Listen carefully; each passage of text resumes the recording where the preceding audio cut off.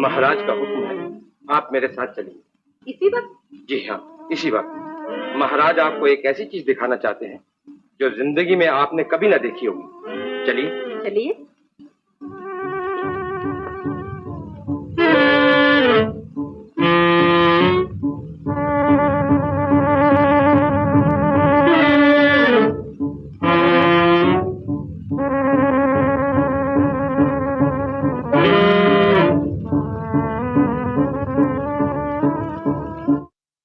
कनीज हाजिर है आका। आओ दिलबर, हम तुम्हें कुछ दिखाना चाहते हैं। ये देखो, ये बुत नहीं, जिंदा परियां हैं। ये रानियां उन देशों की हैं जिन्हें हम जीत चुके हैं। हम इनके हुस्न की पूजा करना चाहते थे, लेकिन इन्होंने हमसे बेवफाई की है, हमारे प्यार को ठुकराया। इनका दिल पत्थर का था, इसलिए हमने इन्हें पत्थर बनाया। और ये हैं नाग रियासत की दो नागिनें जो हमें कत्ल करने आई। शायद इन्हें नहीं मालूम कि हमने अपनी मौत को भी सोने के पिंजरे में कैद कर रखा है। इनकी इस गुस्ताखी की सजा मौत थी, लेकिन हमारा दिल बहुत नाजुक है, इसलिए हमने इन्हें 40 दिन की मोहलत दी है। अगर ये हमारी बात नहीं मानेंगी तो इन्हें भी पत्थर बनाकर महल के किसी कोने में डाल। मानेगी कैसे नहीं मेरे आका, मैं इन्हें समझाऊंगी। हमें तुमसे यही उम्मीद थी दिलबर, यही उम्मीद थी।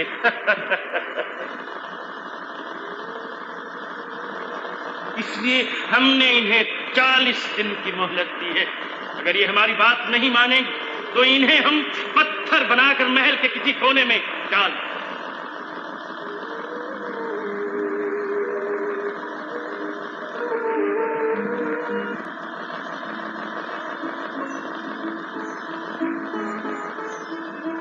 दीदी,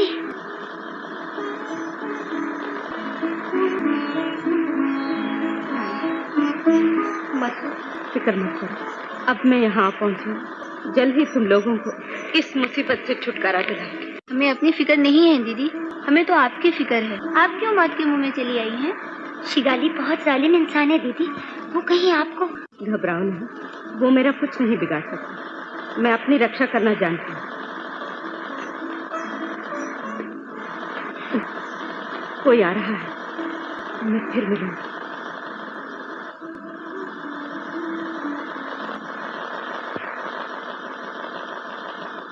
अरे मेरी बात का यकीन क्यों नहीं करती कि ये जानवर बोलता है? माँ, क्या कहा? माँ, माँ मुझे जानवर बोलता है। माँ, क्या मेरा बेटा जानवर है? जानवर हो गए तुम? हाँ ठीक है, क्या हूँ?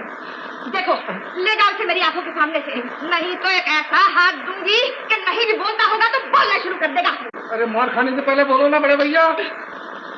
अरे भगवान, सुन तो।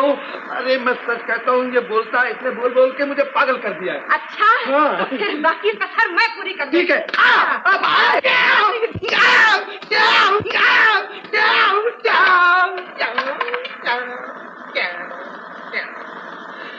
क्या जमाना आ गया है। अरे भगवान, सिर्फ मार से तो पेट नहीं भरता, कुछ खाने को भी देना। काम के ना काज के, दुश्मन अनाज के, दिन भर ठुमक ठैया कर अनाज का मेरा बाप लाएगा। तेरे बाप ने जो तुझे मेरे सर लाद दिया है, वही बहुत संभालना मुश्किल है। माँ, बापू कह रहा है तुम्हें संभालना मुश्किल हो गया है। माँ, बापू मुझे मार रहा है। नहीं जी, मैं तो प्यार कर रहा हूँ। मेरे लाल, मेरे जिगर के छल्ले।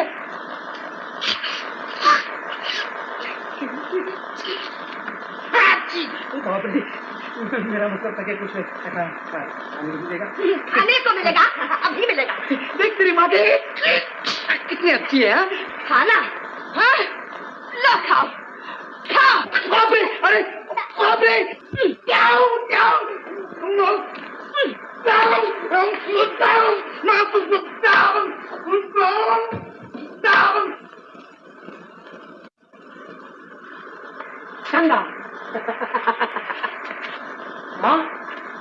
माँ, आज मैं बहुत खुश हूँ माँ।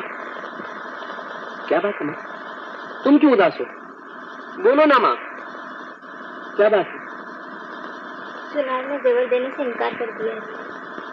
जेवर ना होंगे तो शादी कैसे होगी? और अब दिन ही कितने रह गए? उसकी ये हिम्मत, देखता हूँ वो जेवर कैसे नहीं देता है। जोश में ना आओ सागर। हम कौन हैं? तुम्हारे पिता कौन है? ये राज उससे छिपा नहीं, और अगर शगाली को पता लग गया तो बड़ा अनर्थ हो जाएगा। मगर मेरी बहन की शादी नहीं रोक सकती माँ। मैं चंदा की जिंदगी बर्बाद नहीं होने दूंगा। किसकी जिंदगी बर्बाद हो रही है? क्या बात है?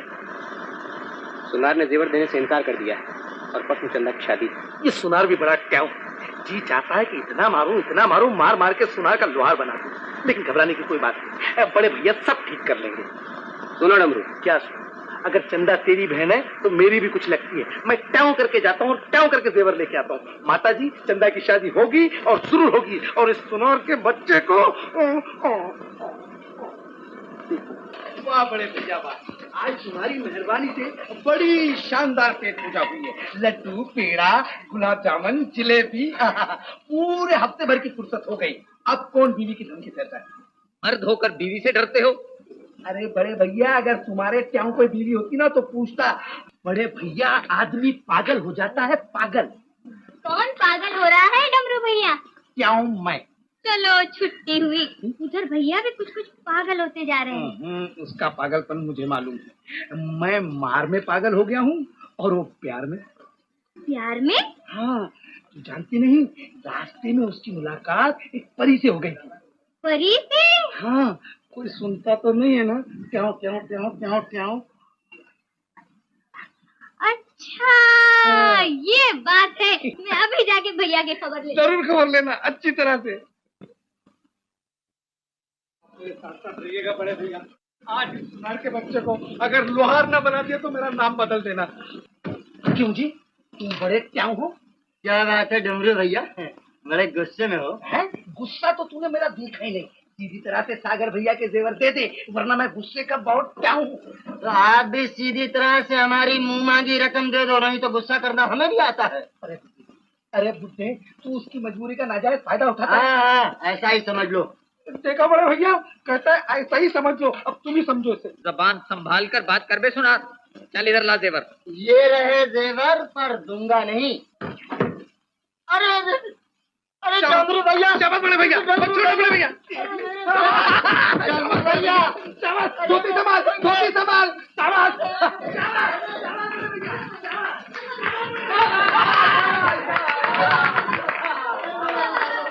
अरे मेरे लोग क्या करता है? अरे दवाइयाँ सरकार, बर्बाद हो गया। फरियाद है सरकार, फरियाद है सरकार, सरकार फरियाद है, दवाइए सरकार। वो धोबी का टट्टू मेरे तमाम जेवर उठा कर ले गया। ये क्या बकवास है? बकवास नहीं सरकार, वो बोलता भी है, जानवर होकर इंसानों की बोली बोलता है। तुम नशे में तो नहीं हो? मैं होश में हूँ सरकार। ये सब उस सागर के बच्चे की शरारत है। कौन सागर? मेरा खानदान की रियासत के सेनापति का लड़का। मैं उसे अच्छी तरह से जानता हूँ सरकार। मैं भी पहले उसकी रियासत में था। अब बोलो। नहीं नहीं सरकार, वो लोग आपकी रियासत में यही कहीं धोबी बने छुपे बैठे हैं। सेनापति का बेटा सागर धोबियों के भेष में। तुमने बड़े काम की बात बताई। जी सरकार, उसकी एक बहन भी है, उसी की शादी हो रही है। मैंने उसी के जेवर बनाए थे सरकार के, वो टट्टी उठा कर ले गया। राम कसम सरकार, मैंने जो कहा है बिल्कुल सच ही कहा है सरकार। हम तुमसे बहुत खुश हैं, तुमने हमें सब कुछ बता दिया। तो सरकार, इस गरीब को भी कुछ इनाम मिल जाए सरकार। इनाम? इनाम तो सेनापति को दिया जाएगा। इसे बंद कर दो। सरकार, ले जाओ।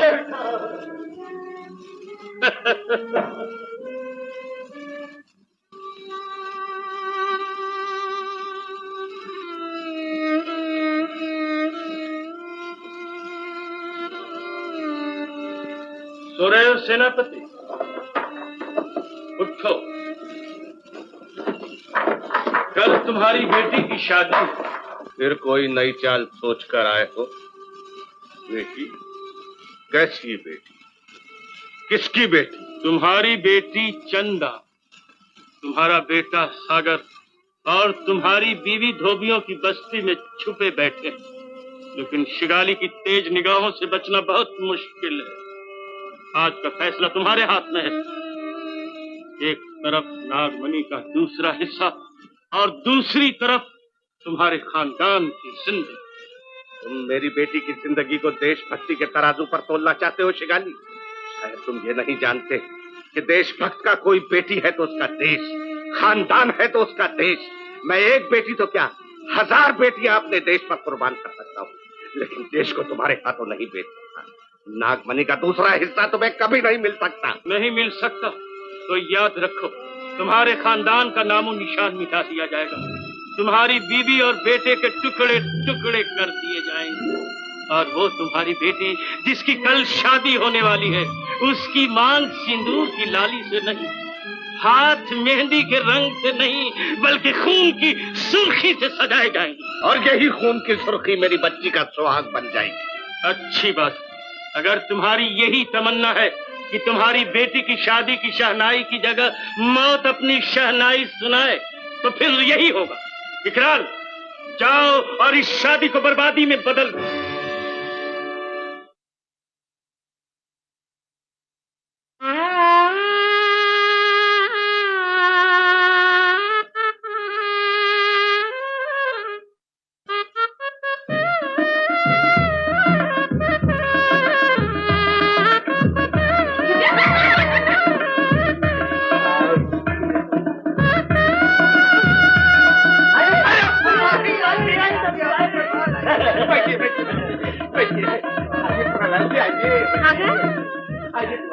क्या बात है माँ, इतनी परेशान क्यों है? लड़की चंदा को मेहंदी लगा रही है, लेकिन सुहाग की चुनरी अभी तक नहीं आई। बिरजू लाने वाला था, अभी तक नहीं लौटा। तो मैं जाकर ले आता हूँ। मगर अब वक्त ही कहाँ है। इतने वक्त में तो मैं अपनी बहन के लिए तारे भी तोड़ के ला सकता हूँ माँ। मैं ये गया, ये आया। अरे तो ठीक है ना? पंडित जी, अरे चीजें ठीक है ना? हाँ, बिल्कुल। जरा संभाल कीजिएगा। चावल भी है अब्दुल भैया।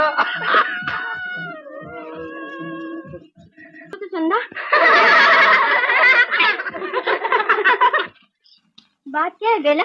तुम्हारे भैया नदी के पास जख्मी पड़े हुए हैं, तुम्हें पुकार रहे हैं। भैया दीदी मैं भी चलता हूँ।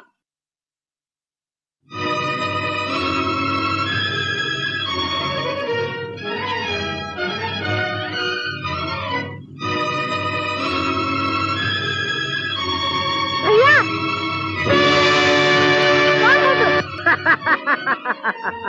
तुम्हारा दूल्हा, आज तुम्हारी शादी है ना, मैंने सोचा कि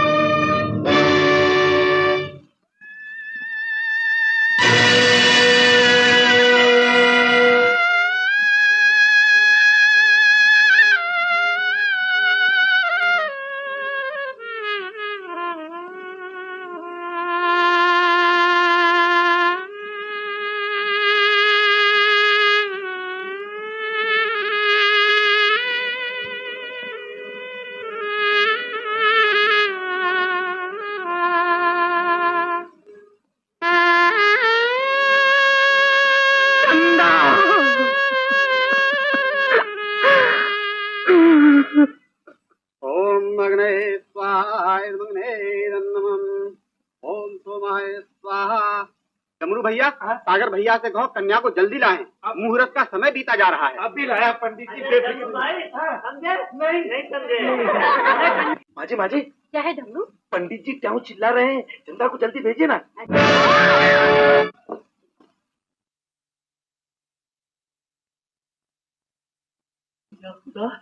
क्या हुआ इसे?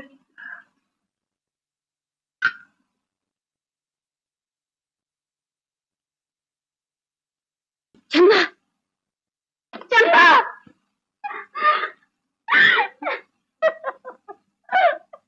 रो नहीं माँ, रो नहीं। देख तेरी चंदा आज दुल्हन बन गई है। मैं अपने हाथों से सितारों की चुनरी उठा के लाया हूँ। डोली सजा माँ, डोली सजा। चंदा को विदा करना है माँ, डोली सजा।